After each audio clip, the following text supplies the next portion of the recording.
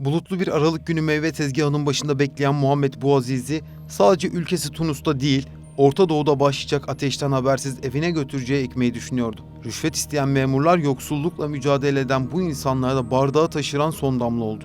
Arap dünyasında hemen hemen her şeyin değişmesine neden olan fitili Muhammed Bouazizi ateşledi. 17 Aralık 2010'da valiliğin önünde kendini ateşe verdikten sonra hastanede hayatını kaybetti. Bu ölüm başta Tunus olmak üzere Arap coğrafyasında dalga dalga büyüyerek sönmesi zor bir ateşe dönüştü. Arap Baharı kelimesini ilk olarak bu olayların ardından duyduk. Gördüğünüz haritada devrilen hükümetlere, hala devam eden silahlı çatışmalara, değişen, dönüşen fikirlere ve sayısız protestolara şahitlik ettik. O haritada bir yer var ki bu isyan ateşinin benzerini günümüzde yaşıyor. Yakından bakalım.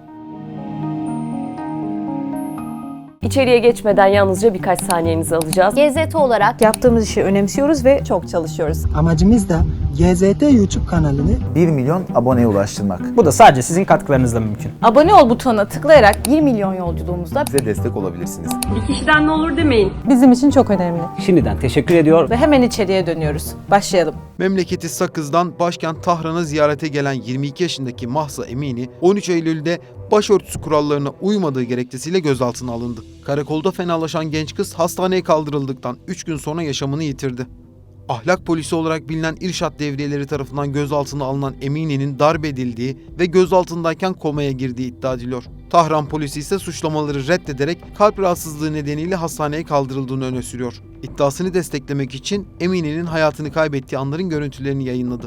Ölümünün araştırılacağı, Cumhurbaşkanı İbrahim Reis'i'nin söylemleri ve başsağlığı için aileyle görüşmesi de protestocuları durdurmaya yetmedi. Sakız kentindeki cenaze töreni sonrası başlayan gösteriler ülkenin neredeyse geneline yayıldı. İran Devlet Televizyonu aralarında güvenlik güçlerinin de olduğu 41 kişinin olaylar nedeniyle hayatını kaybettiğini duyurdu. Bu bilginin doğru olmadığını, ölü sayısının 90'dan fazla olduğunu iddia eden kurumlar da var. Bunlardan biri Norveç merkezli İran İnsan Hakları Örgütü. Yaşamını yitirenlerin sayısını 92 olarak açıkladılar. Aralarında gazeteci ve aktivistlerin de olduğu 2000'i aşkın kişi gözaltına alındı. Gösterilere katılanlar ve destek verenlerin tutuklandığı yönünde ciddi iddialar da mevcut. Sosyal medyada yer alan görüntülerde protestocular ve güvenlik güçleri arasında zaman zaman şiddetin tırmandığı görünüyor.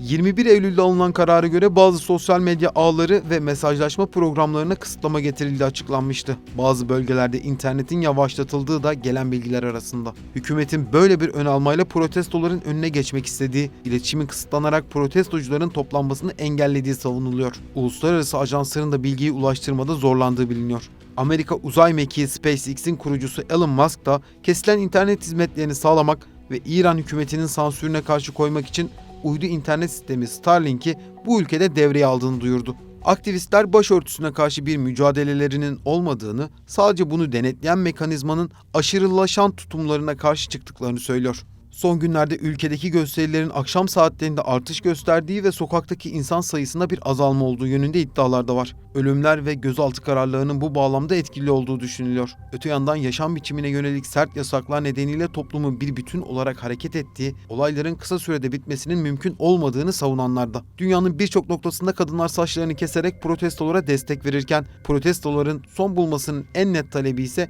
ifade özgürlüğünün tesis edilmesi olarak açıklanıyor. Peki bu süreç nasıl başladı ve şimdi ne olacak ona bakalım. İkinci Dünya Savaşı sırasında Sovyetler Birliği ve Birleşik Krallığın desteğiyle tahta çıkan Muhammed Rıza Pehlevi, 1963'te Beyaz Devrim adıyla bir dizi reformu hayata geçirmek istedi. O dönem buna karşı çıkan ve en sert tepkiyi veren kişi ise Şii din adamı Hümeyni'ydi.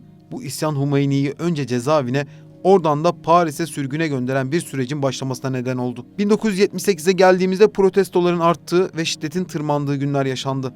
1979'un 1 Şubat'ında Paris'ten İran'a dönen Hümeyni, 58 yıllık Pehlevi hanedanlığını yıkarak resmen İran İslam Cumhuriyeti'ni kurdu. 1960'larda fikir ayrılıklarına rağmen vatandaşların birleştiği ve ortak amaçlar için hareket ettiği görüldü. 1979 devriminde de farklı görüşlerden birçok insanın birlikte mücadele ettiğini görüyoruz. Hatta o günün gazetelerinde dönemin İran yönetiminin çok sayıda esnemeler yapılacağına dair vaatlerde bulunduğu da biliniyor. Tarih ve kültürüne baktığımızda İran toplumunda protest bir tavrı neredeyse her dönem görüyoruz. 1979 devriminde ülke nüfusunun 35 milyon civarında olduğu, çoğunluğun ise kırsal alanda yaşadığı, eğitim seviyesinin ise düşük olduğu biliniyor. Şu an İran'ın nüfusu 85 milyon. Okuma yazma oranı gelişmiş ülkelerle neredeyse aynı ve nüfusun %75'inden fazlası kentlerde yaşıyor. Bu dönüşümün toplumsal bir değişimi de beraberinde getirilmesi kaçınılmazdı. Yani İran'ın bugünlerde yaşadığı olaylar hem yeni değil hem de yaşanan dönüşümün bir sonucu olarak görülüyor.